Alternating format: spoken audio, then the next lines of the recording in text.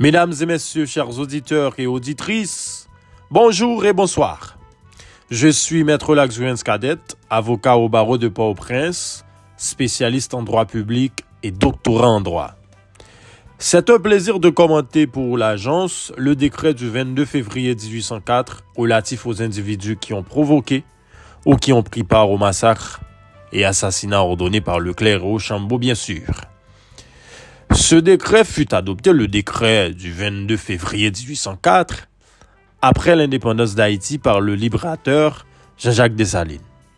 Bien sûr, il fut accompagné d'autres généraux, guerriers et combattants pour la liberté et pour la libération d'Haïti. Ce décret, malheureusement méconnu par les plus grands juristes, n'est pas enseigné dans les universités et écoles de droit en Haïti.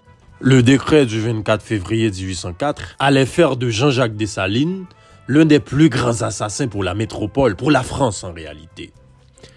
Aujourd'hui, la méconnaissance de cette disposition dans le droit haïtien prend la portée d'une disposition dont le contenu fut d'application dans les États occidentaux.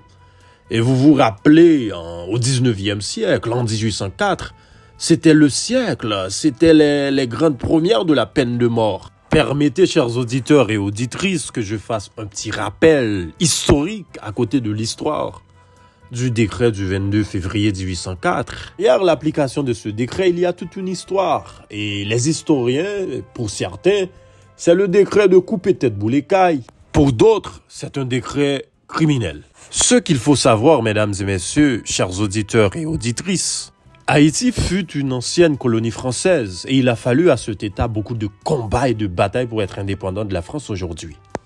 Après la proclamation de l'indépendance d'Haïti, le 1er janvier 1804, il y avait une peur chez les familles victimes, pourvu qu'elles étaient en contact et vivent dans les mêmes zones avec les coupables ou les présumés coupables. Étant donné qu'il fallait consolider l'indépendance d'Haïti, et dans une optique de justice, de sécurité, de sûreté, le libérateur Jean-Jacques Dessalines écriva dans un papier de 2 articles « Il faut juger les personnes qui avaient ordonné l'assassinat de plus de 60 000 Haïtiens et Haïtiennes. » Pour Dessalines, exécutions, meurtres, assassinats ont déshonoré la nature humaine. Et comme récompense, la justice doit identifier et sanctionner tous les coupables par la peine de mort. Chers auditeurs et auditrices, il faut le rappeler, à l'époque, la peine de mort était d'application en Europe, en Amérique. France était le dernier État européen à avoir aboli la peine de mort. Et je rappelle en 1981 et au XXe siècle surtout, dans ce décret qui avait ordonné l'application de la peine de mort contre les personnes qui ont participé dans l'assassinat de plus de 60 000 Haïtiens et Haïtiennes. Dessalines, après avoir fait ses considérants, et ces 2 considérants les plus élémentaires et les plus simples que j'ai lus pendant toute ma vie, à l'article 1, il a décrété le principe de juridiction et les fondements qui doivent guider l'arrestation d'une personne soupçonnée.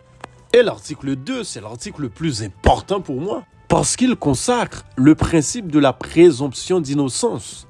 Je rappelle qu'on est en 1804, le 22 février. Je prends le soin de donner lecture du 2e article.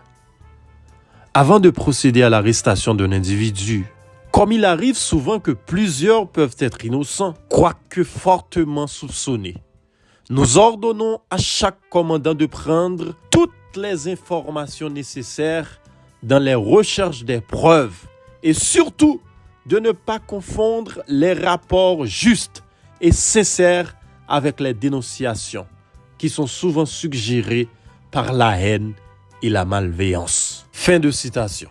À côté de la consécration du principe de la présomption d'innocence, il y a un motif de précaution pour éviter la reproduction de l'injustice et l'impunité dans la colonie. Désolé, c'est dans l'État libre, indépendant.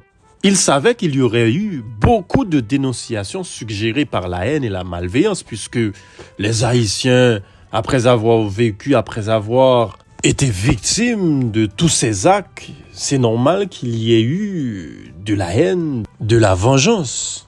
Malgré la présence de ce décret méconnu et non enseigné, méconnu par les juristes et non enseigné dans les universités et écoles de droit, comme je l'ai mentionné au début de l'édito. On continue à parler de couper tête boulet-caille sans vraiment une analyse de cette disposition au 19e siècle, je trouve, qui a été très éclairée et bien élaborée. Mesdames et messieurs, chers auditeurs et auditrices, ça a été un très grand plaisir de partager ces 5 minutes avec vous.